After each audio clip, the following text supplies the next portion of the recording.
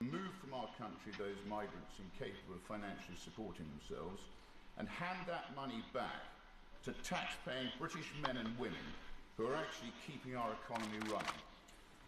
The funniest part is, this is like the most common sense, normal position to have in the world.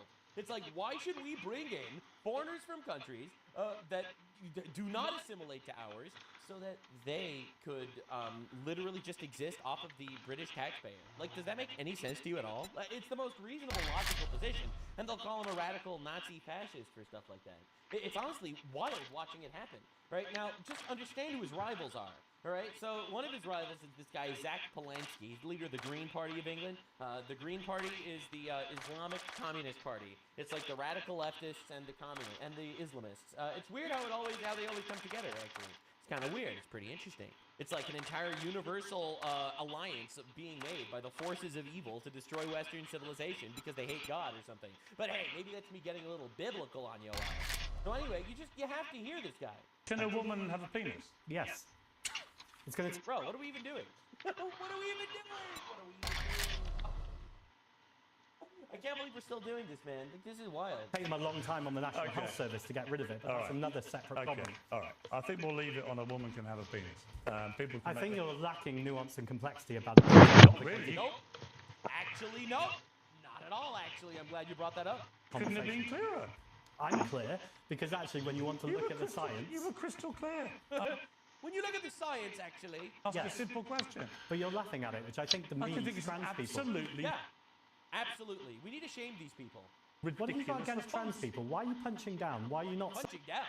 Bro, these are mentally ill people that you are trying to convince are normal. Like, can we please stop?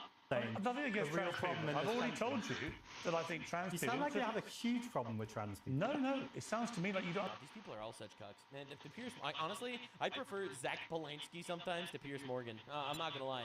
Piers Morgan is obviously a lot less woke in this regard, but oh my god, just literally grow a pair. Holy crap. What is with British people and being just this entire generation, the new generation of British people are absolute mad lads. This generation of like boomer libtards, they are unbearably cucked. I don't have a problem with trans people. There's no such thing as trans people. It's a mental illness. It's in their mind. And we do not need to sit there and affirm their delusions because it'll make them feel better.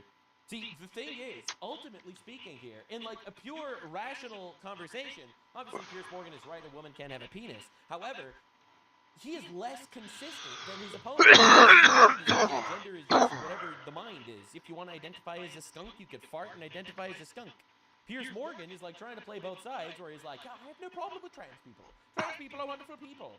Also, women can't have penises. It's like, bro. Understand what a woman is, which I think is a huge problem for someone leading a party in this country. A woman is a gender. Sorry? You said what's a woman? No, a woman is a is gender. biological and gender female. is complicated. No. Gender is a spectrum. It's not complicated. A woman is... It's really not complicated. Is a biological female. Is it that binary? So then why do you respect trans people, Pierce? Right, so then why do you think trans people are wrong? My stance on trans people is I hate trans people. I know I see some people... I don't hate trans people. I just think they're mentally ill. And because they have a mental illness.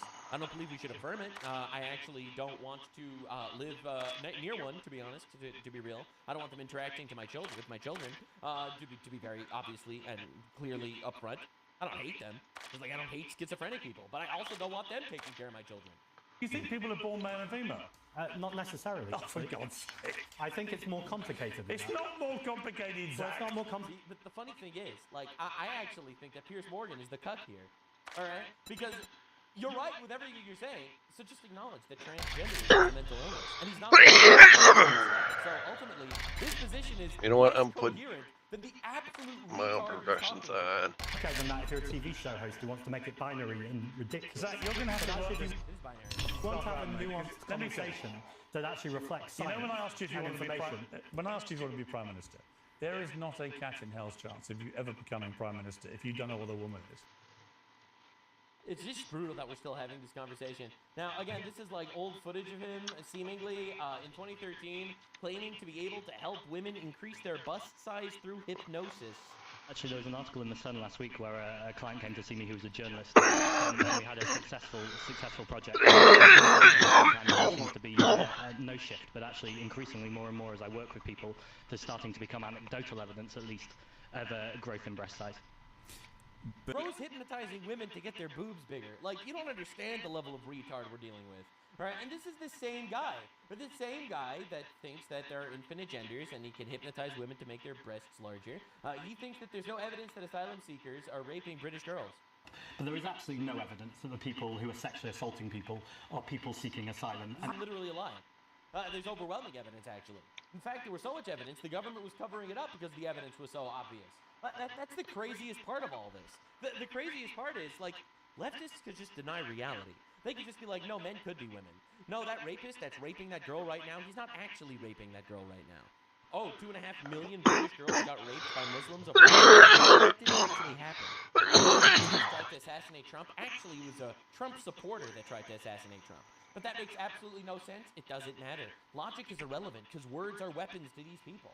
All right? Never trust them. In fact, this is one of the people that's running the Green Party. All right? This is a person that's in the Green Party. Kate, he goes by. Hi, Hannah. I'm Kate. I'm from Redbridge Green Party. Kate looks like Smeagol. And I vote for the Green Parties. Arbiters, they'll be raped by orcs. I'm filming this to wish you good luck tonight, on Thursday. Yeah, so this is your average Green Party individual. All right, now just to understand, you know, they're all denying that asylum seekers are raping girls. Well, just understand how much the British government works on behalf of the rapists to help them keep raping as much as they can. 14-year-old Iranian illegal migrant raped a British schoolgirl. No prison, no young offender institution.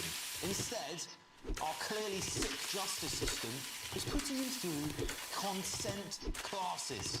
I'm not gonna lie, one of the most black-pilling professions of all time these days, even below YouTube content creator, has got to be British media guy. Can you imagine being a British reporter and every single day you have to talk about how your justice system is like saying, see that illegal alien rapist that just raped 47 children? Well, their punishment is not jail time, but because their culture allows it, we can't properly criticize them, so we're gonna make them go through a consent course online. That's right, then we let them back into the public. Let that sink in. He came here last June, an unaccompanied minor dumped on... By the way, boat migrant is code for illegal alien that invaded the country on a boat and is now being given funding by the British government. Understand what that means? Beaches by a small boat from across the channel. We took him in, we housed him with British foster carers, we sat him in a British... That means, the British taxpayer paid for this illegal alien to rape kids. Classroom. And 3 months later, and I warn you, some of these details may be distressing if you're listening and watching, he forced a teenage girl, his fellow pupil, into bushes beside a skate park, pushed her to the ground, and then raped her. The prosecutor told the court the Iranian illegal migrant asked the girl, quote, 14-year-old Iranian illegal migrant. Yeah, the punishment was consent classes. This is a joke, man. But like, I'm not even gonna lie. This is an atrocity. This is like crimes against humanity levels of unbelievable shit. Now, Tommy Robinson, famous British activist, a guy who's basically calling out all this bullshit all the time. He in fact was the one that exposed the Pakistani rape gang years ago, and they put him in jail for it. Right? They put him in jail for exposing the fact that Muslim migrants are raping kids. So he did a course, and on his little class, he actually showed footage. He showed footage of different Muslim people basically saying, yes, we will conquer and rape the people of the land. Not exaggerating. He shows this course to people, and the leftists who cannot engage in reality, they will literally tell him, you're just racist. Those things aren't true. Right after seeing the footage. It's honestly incredible. The psychology, the leftist mind is truly fascinating. It really is. Right? These are people that are saying, oh, we don't believe in God, we only believe in science and reality. And then they just deny basic reality that's in front of their eyes if it doesn't fit their narrative. It's truly fascinating. Tommy Robinson, when a student wearing a mask confronts him in the middle of his speech. Here we And this go. gets interesting. What are you doing? Islam You still think COVID's going on? is a religion What's the mask? Can I ask what the mask for? because COVID is going on. COVID's going on. I would like to ask her, have you been wearing a mask since It's always 2020? COVID. If not, See, me, when a leftist assassin is trying to kill me, but he's not wearing a mask. is there a time since 2020 See, I always try to make sure that my leftist assassins are respecting the COVID laws. that COVID has not been in your view? Are you just going to wear the mask forever? Okay, are you vaccinated? Islam is a religion. You are pushing racist hatred Yep. on a That's right. Muslim be like, I'm gonna rape your daughter. You be like, please don't do that. They be like, how dare you push racist hatred? public campus university. Yep. People of all backgrounds, That's fine. people of your background, come here. Yeah, no one There cares. should be a safe. You see, the thing is, people totally misunderstand something very massive here. We just don't care anymore. Right? Your boos mean nothing. We've seen what makes you cheer. If you are going to be the type of person that will celebrate the industrialized rape of a generation of British girls, I actually really don't care about your opinions on racism or bigotry. Place, Okay. not a place for your hate. So this is that standard argument. You're propagating hatred, therefore the university shouldn't allow you to speak. Watch what happens when he actually challenges her on this idea. Can I ask you just one question? What did I say that is pushing racist hatred? What did I say? Said that you Yes. to Congress and spoke to Congress, Yes. the points that you gave, Yes. that you would like them to round up all of the Muslims in their march. No, I didn't Surprised say I that. didn't No, do you want me to read break what I my said? ankle Give me doing what I that said, jump. 'cause you're lying. You're lying. You're lying. As if truth matters. Okay? Hilarious. What I said. First mistake, Tommy. I like the way that leftist place doesn't looks. bother himself with reality. Round up and support every extremist. Like every time I see like some sort of like British or what, any of these European leaders with like their approval rating being like single digits, right? Listen, man, Keir Starmer doesn't concern himself with the opinion of the Brits. It's like, are you serious? You think Macron concerns himself with the opinions of the French? Preacher, do you have a problem with that? Extremist Do you have a problem with that? Is that by your definition? Do you, Or do you have a problem with it? Just see the men who were put into murder in that video. You see the men? is that by your She's arguing there's no way to define extremism, as she claims Colorado is too extreme to be on campus. That's And beautiful. Tommy Robinson just played a video montage of what he would describe as extremists. We neglected the principle of support, which is al-jihad fi sabilillah. And each one of us should be a soldier today. كلكم حتما سيقتل. In this clip, he's saying out loud, you all probably are going to die in the pursuit of killing everyone, but you should go kill everyone. That seems extreme to me. I totally disagree. I think that's just your average religious guy. What do you mean? والله الذي لا إله إلا هو. All of them will be by Muslims. They all will be by Muslims. Incredible hot take. We shouldn't import these people into our country en masse. I really just don't think it's a good idea. And he's asking her, do you disagree? Incredibly hot take. See, I have the moderate position. We don't want to bring the people that are advocating for our debts into our country. That's the moderate position. The radical position is actually bringing them into our country. Agree that what we But just don't fall for their framing, by the way. The framing is part of the entire facade. From the here for trying to support people. Are you insane? It's cool that they're here. looked at is extreme. It is your duty as a member of the Ummah, now that you are also an American. It is our physical jihad duty to fight the entire earth until we enter into the Ummah. And this Yeah, I don't want these people in our country, man. I do not want these people in our country. Like, here's the thing. They say it themselves, bro. They say it themselves. Morning. Like the Jews If you try to say it's a good morning, there's the goddamn door. Listen up, jackass. Word of advice. Next time, bathe before coming to a job interview. What are we doing here? These guys are openly saying this stuff, and we're supposed to make believe it doesn't happen? Goes on. He has about 6 examples in this video montage. Problem with just see the men who were calling for murder on that video. You see the men? Is that by your definition? Yeah, okay. They're saying kill people. They are calling for murder. Yeah, but leftists don't care about that. They're already got to do it in regards to assassinating Donald Trump. Why do they care if Muslims are going to... This has nothing to do with my definition. All of them will be killed by Muslims. We can objectively measure whether or not someone is calling for murder. Murder a bad thing. Like, let's sure. Like, if you don't believe in thou shalt not murder, right, why is that a bad thing, though? A dispute over the definition of what it means to call for murder. Listen, I feel like sometimes I watch these people like fake right-wing creators, and I feel like I'm like a whole radicalization tier later. I'm so done with it. Yeah, they just like murder. I am like a whole platitude different than these guys. Do you see the men that were calling for murder in that video? One day they'll reach me. One day they'll reach my power level. No, I'm asking for your definition. Do you know the man on there? We have a lot of different definitions. Excuse me. This is similar to the postmodernist argument. Everything's up for interpretation. Yeah. We can't say they are calling for murder because how do we define? You can't say that this person with a penis is a man. You can't say that this guy that says we will wage holy war and kill you. You can't say that he's an extremist. Define what it means to call for murder. Do you know the men you saw in that video? We have a lot of different definitions. No, your definition. I'm asking for your definition. You. Okay, so your definition. You know the man on that video who called for murder in the video? Show the man on that. Okay, well, any of the men you saw in the video calling for the murder and takeover of the United States, the subjugation of non-Muslims, any of those problems, do you define them as extremists, or do you define me as extremist for calling them extremists? I don't define either one of you as extremist. I define you as having a viewpoint and an opinion that you're stating. Can I ask? Okay. But in my opinion, I don't want Muslims to commit holy war, jihad, and conquer our country. I know, call me crazy. Yep. Your opinion, you hate Tommy Robbins. True. I actually think that hating people that are trying to kill you is a good thing. Actually.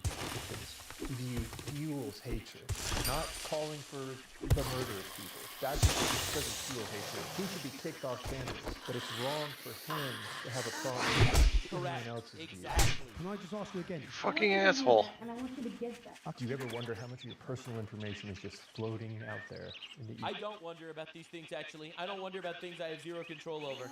God forbid to tear my head about things I have zero power over. Objectively, it is illogical. We can actually measure whether the logic is present or not. Okay, that's... And not just wrong. Your opinion is based on lies. You just lied. You said that I incited racial hatred. I asked you what I said. Well, I asked you what I said that was racial hatred. You said I said. It's also so tiring because this is just accepting the frame that Islam is a race. It's not a race.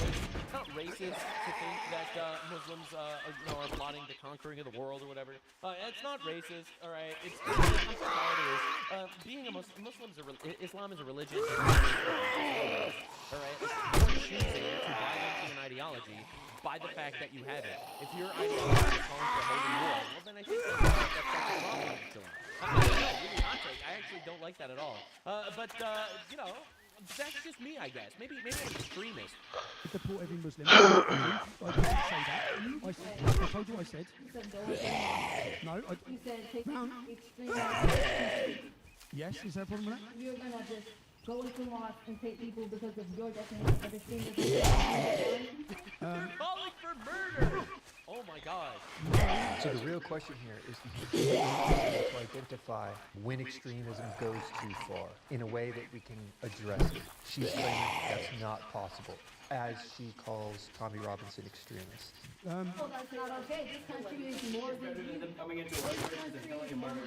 This country... No, let me ask you, with everything you just heard on those videos, what would you do to stop those people? And her only counter to this is, there's nothing I can do to stop it. More. Well, I guess I'm gonna have to pay you now that you did it. No, the ones in America, the ones you just saw, what would you do to stop them? They're all over the world. You better take this job. Well, don't just stand there with your thumb up your ass. Go do the goddamn job. You may not want to stop them. But many Americans will. Many Americans want to stop them. It's so ironic. She's trying to use that as a gotcha. That's Tommy's point. That's the whole point here, yeah? Exactly, you're afraid. But it's not true. It's a false... Yep. It's a false fear. The problem when you say it's not true is that he just showed you video clips that you won't even address. You're right. I made up every single thing they were saying in that video. At this point, people in the audience start to challenge. But this is the whole thing, man. It's like, man, I really want a leftist to kill Trump. But if a leftist tries to kill Trump, you're going to say it was a right-wing guy that tried to kill Trump. It was a false flag. It was staged. Like, this entire argument, it falls on its head. Like, they do this every time. I want you to call her out. They're not. Do you not pay attention to the news? The last month or so, all of the attacks. What's your name? Sorry. What's your name? Sorry, excuse me. What's your name? What's your name? What's your name? They're attacking anyone else in here. What's your name? No. What's your name? I'm not going to be here. Okay, but what I'm saying is, what I'm struggling here with, okay, if I just stood up here and had my opinion on everything, I'd understand what you're saying, you'd have an argument, yeah? I just stood up, I quoted the verses and read what they say. But those are your interpretations. No, they're not. Did you not watch any of the things I've just done? According to her, everything is up for interpretation. The very concept of extremism is up for interpretation. Trump says literally anything. He's baby Hitler. We have to kill him. This is the leftist thing, obviously. You're here to rape your children, subjugate your women, and conquer your land. They're like, that's just okay. Wait, have you just walked in here or something? Have you read the entire Quran? Yes, I have. I've wrote the Quran. Yes. So you take the entire Quran and take it to your... No, what I just did is I gave you Islamic scholars' interpretation. No, it's not. No, it's not. You're missing it. That's how it's called. It's your interpretation. What's your interpretation? Yeah, what's your interpretation? Great question. Have you read the Quran? You haven't, have you? You haven't read the Quran. Go on, answer the question. My interpretation is that it's a religion, just like Christianity. You're not allowed to criticize any religion ever. That's right, it's protected. Meanwhile, the left shits on Christianity all day, every day, by the way. Fun fact. All right? Also, if you get three dinguses together and they decide, oh, yeah, guys, we're going to make a religion where we sacrifice babies. All right? Well, all right, let's do it. You can't criticize it anymore because it's a religion. What do you know about Islam? What do you know about Islam? What do you know? I know that it is a religion. Have you studied Islam? I know that it is a religion. And this is the thing I struggle with. I could make up a religion tomorrow that's absolutely crazy. Just because it's a religion, you can't point to it and say, hey, that's crazy. And you know, yeah, I could be like, hey guys, we get together a couple of dudes, we make up a religion where the prophet of the religion was, he went to the desert and then 10 very sexy, naked black men raped him all night throughout the entire desert. They rode him like a horse all night, and then he started a religion after that, and everyone followed him. And then that's what I would say if I heard of a religion where something like that happened. That how? Because have you read the book? Because I was taught with religion, just like I was taught. Oh, you. That's very that happened to Mohammed, by the way. Was taught it was a religion. I was taught Christianity. They're the same. Do you understand the separation of church and state? We're wasting too much time on this one. Right.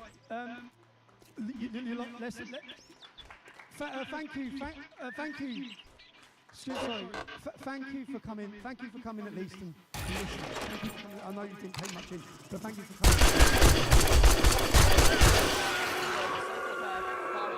That's like, hey, thank you for listening. Well, as we try to warn you that these people are trying to kill you.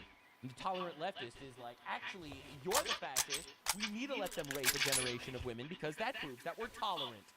Make no peace with evil. Oh my God. So it's honestly.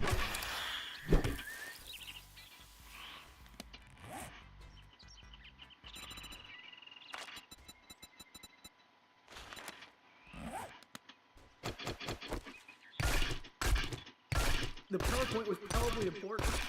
They can they, if they only submitted the PowerPoint? Well, I guess it wouldn't. They're not on the evidence or anything yet, so I guess it would be like a preliminary thing. So I guess it wouldn't be admissible or whatever because it's not evidence. I don't know enough about court or anything here, but damn. I see the issue of transferability in the abatement. They were filed in the same document. When was the notice? Judge, may I briefly respond? And this is the portion of the joint venture agreement where SNCP is signing this agreement.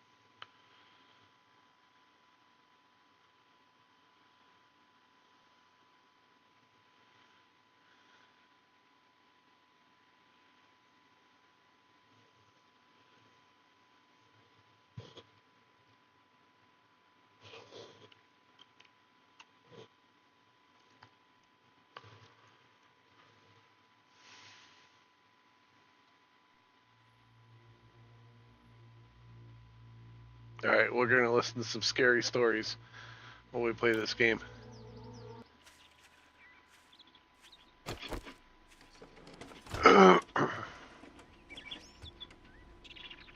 All around the world, there's been an increase in the practice of spiritism, fortune-telling, witchcraft, and Satanism. This video seeks both to warn and inform the viewer about the possible dangers of any involvement with the occult. You know, it's incredible that the amount of people we've actually met along the way who've needed to have been set free from involvement in the occult and other practices. Getting involved can open up doors to spirit beings to harm and oppress us.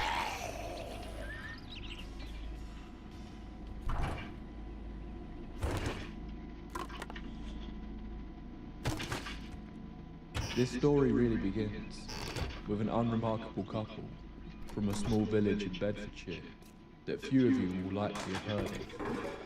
Their names were Horace and Madge Grew, and they were full of guilt. Their local church had been abandoned many years ago, with a new church set up closer to the village. But the graveyard had remained. So when an especially brutal winter set in late 1962, the old church was cut off from the community. At the top of a hill, up a muddy path that was virtually inaccessible due to the heavy snow. For months, the graves were left unattended, loved ones left unvisited during the Christmas period. But as soon as the first warm sun rays of spring began to hit, and the snow slowly began to melt away, the grooms took their moment to head up there and visit their relatives, with the intention of cleaning up any mess caused by the long winter. It was late afternoon on Saturday, 16th May, when they arrived in the south graveyard to pay their respects.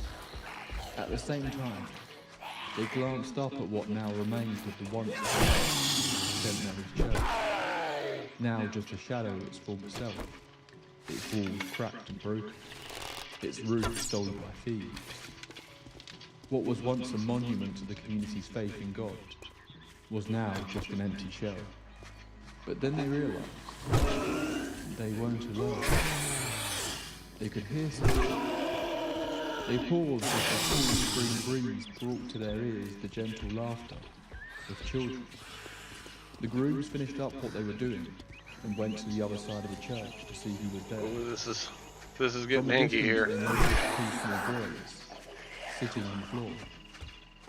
The couple approached them, and as they did, they realised they weren't local. They didn't recognise either of them. But they seemed to be playing with something. The couple's first instinct was that the kids had pulled something from one of the graves, or the church itself, and they rushed over to make sure these two children weren't vandalising the church. But then, they froze in their tracks. Madge Grew took in a short, sharp intake of breath in shock. The two boys turned around and stopped laughing, realising they were no longer alone. Run! Of what the children were playing with was a human skull.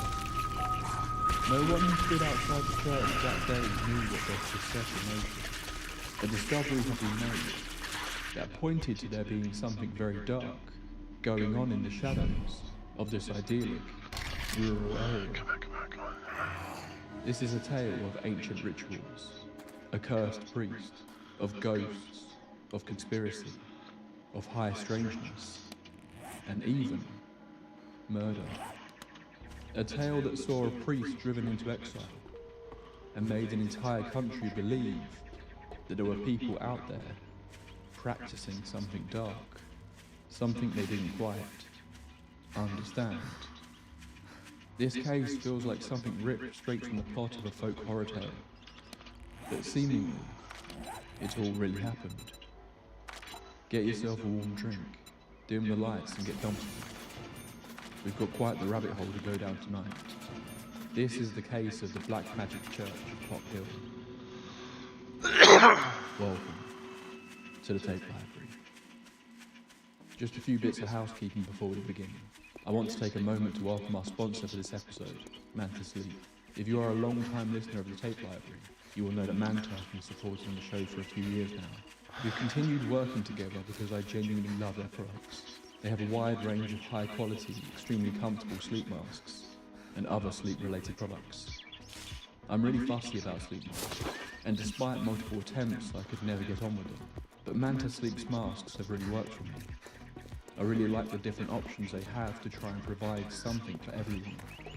If you want a recommendation, their Sound 2 mask is the best of the bunch in my opinion, and has the added benefit of having razor thin Bluetooth speakers inside. You barely notice they're there. It's a good morning. And they're perfect There's for the falling bucket. asleep I'll listening give to you Bluetooth word of audio. advice. I've also Next just got hold time, of their white bathe before coming to a job interview. Next few weeks. I'll let you guys know what I think of it very soon. Use the link below or the code TAPE at checkout to get 10% off your order. Support the show. Thank you to Manta Sleep for their continued support. I'm here every couple of weeks bringing you real life cases of the strange and the unexplained. So if you want to hear more, please be sure to subscribe. Just to pre-warn you, this episode does contain brief references to a number of topics that might be upsetting to some, including sexual assault and animal cruelty. So if you're particularly sensitive to conversations about these topics, it might be worth skipping this one. With that out of the way, let's begin tonight's story.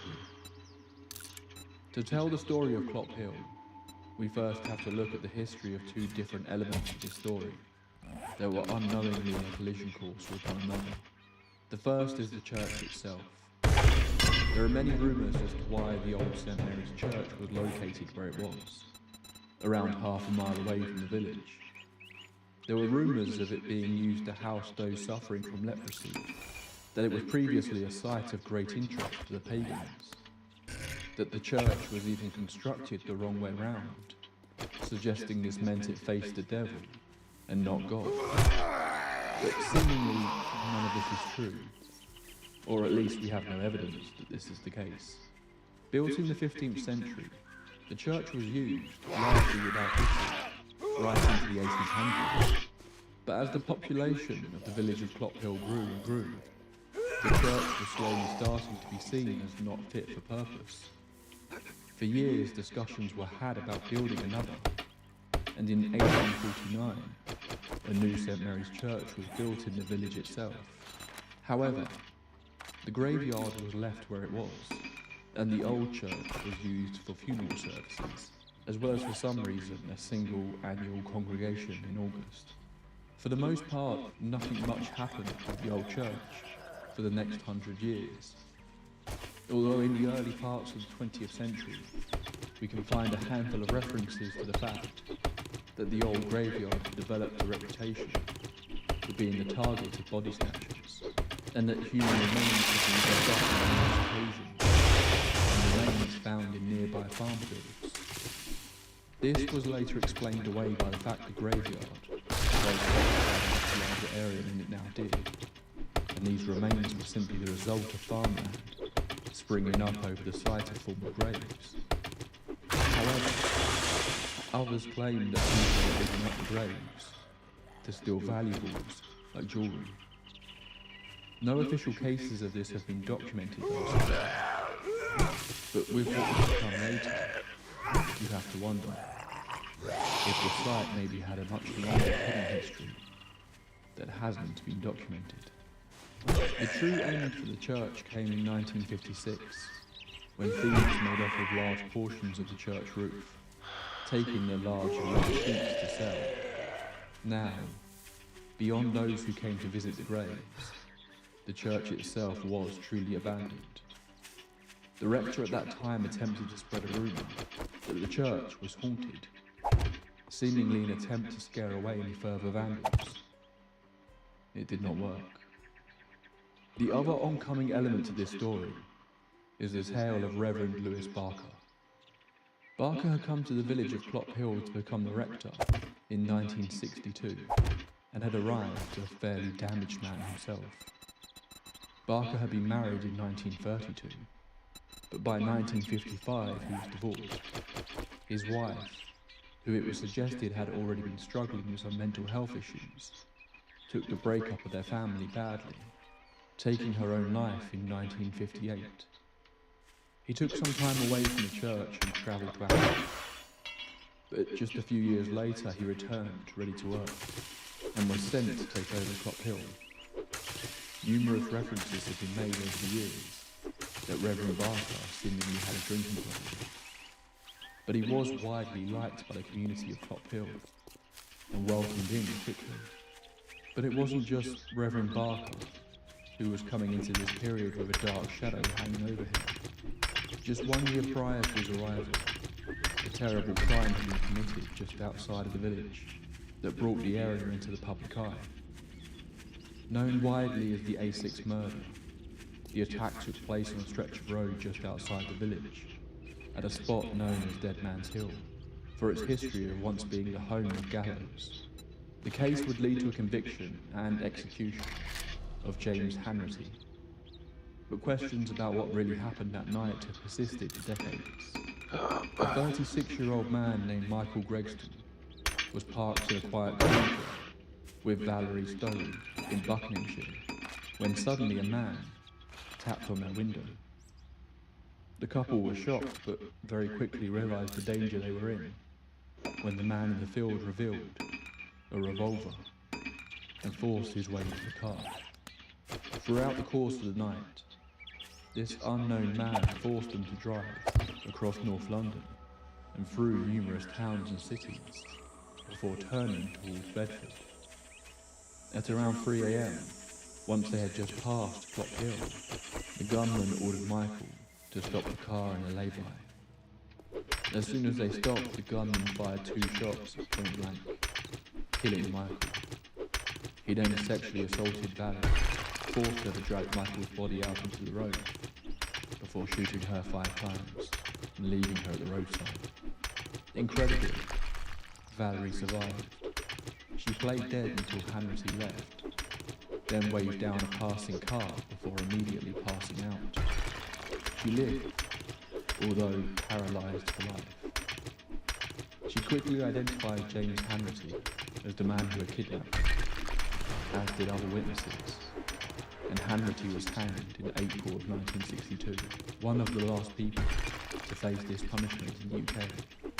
Due to the general public outcry towards capital punishment at the time, numerous people argued that this case was controversial and that Hanratty was innocent, although in the last few decades it has been proven he was the murderer through DNA evidence. The other key suspect was a man named Peter Lewis Alphon, an eccentric drifter who admitted to the crime despite Valerie not recognising him at all. What is more interesting for the rest of tonight's episode is that Alphon was also interested in the world of witchcraft and black magic. Of course, this was the 1960s, so he wouldn't be alone. Do you regard black magic as being purely fictitious, or is there some truth in it? Some truth. 100% truth. There's nothing fictitious about black magic. In any way whatever. It is a fact. It is a fact which has existed for several thousand years. In 1951, the Witchcraft Act was finally repealed, and throughout the following decade, numerous practitioners of magic began to surface. This, combined with the counterculture of the time, meant that numerous people were engaging with the idea of occult practices. This wasn't just murmurs about strange people in the countryside. There were identified covens, operating openly throughout the UK. Stories of moonlit naked dances in the forest began to filter into the public consciousness, but with it came a sense of unease and distrust. The general public wasn't familiar with terms like White Witch. To many, all occult practices were the work of evil, and those who believed in such things were in league with the devil. Even another village just a few miles from Clop Hill had a coven operating in it, according to the locals. So the idea of black magic, and even the idea of people performing black masses, was very much in the public consciousness. Reverend Barker one day in February received a strange phone call from a man who would not identify himself. He asked the Reverend if any occult rituals had ever been carried out in the church, which of course Barker said no, No such thing has ever taken place. Around the same time, numerous people in the village said a strange man who claimed to be a local reporter was asking a similar question, asking the locals if they were aware of any rituals taking place in the last few years in the area. Similar reports came from the nearby town of Anthill. It was a little odd that these individuals were not connected until later. This brings us back to that early spring day in 1963. Reverend Barker received a knock on his door. It was the grooms, but they were accompanied by two children that he did not recognise. These two children were Duncan Stein and Calvin Smith, two boys from the nearby town of Luton, who had received bikes on Christmas Day, but due to the brutal winter, had not yet had a chance to use them. Aged only 12 and 13, the two boys cycled for miles, headed in the direction of Chick Sands Air Base. But along the way they passed through Clop Hill and found the path up to the old church that they had never visited before. Curious, they headed up to take a look at the place. They left their bikes on the grass and walked into the remains of the old church. They climbed a small barbed wire fence that offered little protection to the building and entered the ruins. The two boys must have felt a sense of shock at what they saw. Virtually in the middle of the church was an iron spike sticking out of the ground. Impaled on the spike was a human skull, missing its jawbone. Surrounding the spike was what looked like blood and chicken feathers, along with further human bones placed in a circle around the spike. A Celtic cross had been painted on the wall of the church. But the two boys clearly weren't fully aware of what they had stumbled on. Instead of running in terror, they picked up the skull and several of the bones and took them out into the graveyard, inspecting them as they sat and ate their lunch, which was the moment the grooms found them and marched the boys straight down to the rector, convinced these boys had broken into a grave. Reverend Barker met the Bedford police at the top of the hill that led to the church before they went to take a look. It appeared the boys had been telling the truth. A large stone slab had been cleared of debris, and numerous human bones had been placed on it. The spike was there, seemingly a piece of the ironwork that had been pulled off the church. Numerous symbols were reported as having been drawn on the church walls, including the previously mentioned Celtic cross. Although interestingly, it appeared that another cross was on the wall next to it, albeit faded and weather-beaten, suggesting whoever had done this had been there before, likely at some point during the long winter. Outside in the graveyard, they found that numerous graves had been disturbed. 6 had been dug into, but due to being filled with rubble, the remains had not been excavated. But the 7th hadn't been so lucky. They belonged to a woman named Jenny Henderson, a woman that had died in 1770 at the age of just 22. Seemingly the reason for the choice was purely chance. It took 4 policemen and the rector to pull the stone slab that covered her grave back into position, which caused an instant moment of revelation for both the police and the reverend. This was not the act of a single person or a couple of teenagers. To do what had been done here required a considerable amount of effort and bodies. While it seemed like nothing like this had happened before, the Reverend did later admit that it wasn't the first time the graves had been interfered with. Over the past few years, there had been evidence of at least 3 attempts to dig up the graves of those buried at Old St. Mary's Church, but they had largely been unsuccessful. Unsure what to do with the dug-up remains, Reverend Barker locked them in a cupboard until he could arrange to have them reburied. The press soon descended on the sleepy little village of Clop Hill, and the narrative from both them and Reverend Barker was clear. This was the aftermath of black magic. Someone had used this old forgotten church as the site of a ritual. Some believed it was an act of mockery, a way to attack the Christian faith. But others saw it as an attempt at necromancy, the practice of summoning the dead in order to learn the future. Even the police released a statement shortly after the event, claiming they believed much the same. The press soon started referring to it as evidence that a black mass had taken place.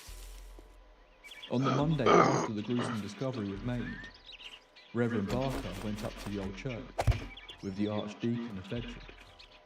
The two men were having a conversation in the churchyard when they noticed a car pulling up towards the gate. Reverend Barker ignored it initially. The press and local onlookers had been coming up all hours of the day, so it didn't seem unusual.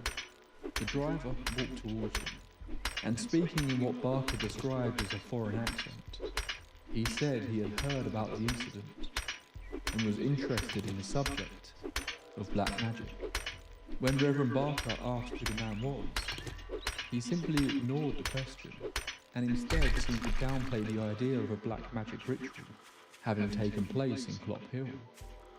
The strange man then said no more, walked around the church for a while before getting into his car and driving away. An incident that chillingly echoed the strange visitor from the month prior. The following weekend on March the 23rd, Barker reburied Jenny's bones. The press were quickly losing interest, and the police were continuing their investigations quietly, with little success. But on the Monday afternoon, Barker received another knock at the door. It had happened again. Less than 48 hours had passed, and someone had dug up Jenny Humberstone's remains. Barker tried to downplay the event, claiming he believed a photographer had simply broken into the grave to get a photo. But again, the stone that lay over her grave was not an easy thing to move. It would require multiple men to do it. He decided again to hide the bones until he could create a more permanent way to keep the grave safe. Despite the dying down of press interest, an ITV television crew appeared on Wednesday the 27th, wanting to cover the story for the show this week. The presenter of the segment, folklorist Eric Markle, recorded the segment in Jenny's open grave, climbing down a ladder to stand in it. Initially, it seemed he was happy to do so, but he was later quoted as saying, "All the time we were there, I had this horrible feeling that something or somebody was watching over us. There was an atmosphere I can only describe as absolute evil, and I never want to go there again." This wasn't just showmanship from Markle, though. He fainted during the recording. Twice. On Sunday the 31st, it seems those responsible struck again. Although when they this time dug up the grave to find it empty, they apparently set out to vandalise the gravestones. It was reported that Jenny Humberstone was reburied for a third time around this point, and seemingly for good this time, with 8 tons of soil poured to seal it. Although it appears this might have been a little bit of dishonesty from Reverend Barker, but we'll get into that in a little bit. It would be easy to dismiss this whole thing as the work of pranksters, or bored teenagers. Certainly a lot of the later events after the initial ritual could be blamed on it. For a long time afterwards, the church in Clop Hill became a hangout for young people, and the ruins and graveyard were vandalised on numerous occasions. But the initial incident that kicked this all off felt fascinating. Someone had planned to do this. Someone had brought along multiple people to pull it off. And what was about to happen in the nearby village of Caddington was about to make all of this feel a lot more serious. The incident at Clop Hill was estimated by the authorities to have actually taken place on the 10th of March, the night of the full moon. The next time the moon was full, something equally troubling was discovered. It was Tuesday, the 9th of April, when authorities were called to an area that was known locally as Blueberry Wood. a series of 3 areas of woodland that run alongside the main motorway. In an instant, it chillingly echoed the events in Clop Hill, just a few miles away. A couple of young boys were playing in the woods when they came across a grisly discovery. They found 2 circular clearings that had seemingly been created by trampling down the undergrowth. They were surrounded by dense vegetation. In the middle of one of the clearings was a tree. It was the smell that drew their attention first, the powerful, overwhelming scent of death. Hidden throughout the bramble bushes that surrounded the clearing were the decapitated heads of 6 cows and a horse. Their eyes had been removed, their jaws had been cut, with only the jawbones of 2 of the animals remaining, seemingly suggesting that whoever had done this had been interrupted before they could finish what they were trying to do. A member of the RSPCA who attended the scene later found one of the eyeballs dangling from a tree. There was no sign of a struggle, no footprints. The cuts had been done almost silently. The bodies of the animals were nowhere to be found. Quickly, the ritualistic elements of the circle and the placement of the eye were picked up on. But maybe not the other echoes of Clop Hill, the missing jaws, the circle of bones surrounding Jenny's skull mirroring the circles in the forest. While it's easy to connect the 2 incidents, there is also the comparison that some have made to the phenomenon of cattle mutilations here, and the connection of that to the world of high strangeness. And this area of the country seemingly has its fair share of that. But we'll have to put a pin in that too for the moment. The following month, the community was prepared for the full moon, and patrols were set up to keep an eye on the old sun. Sure enough, there was a large group of about 40 individuals up there that night. This later turned out to be students from nearby college, leading to a written apology and the college. It seems by this point, Clop Hill had become firmly part of the local folklore, and countless young people were visiting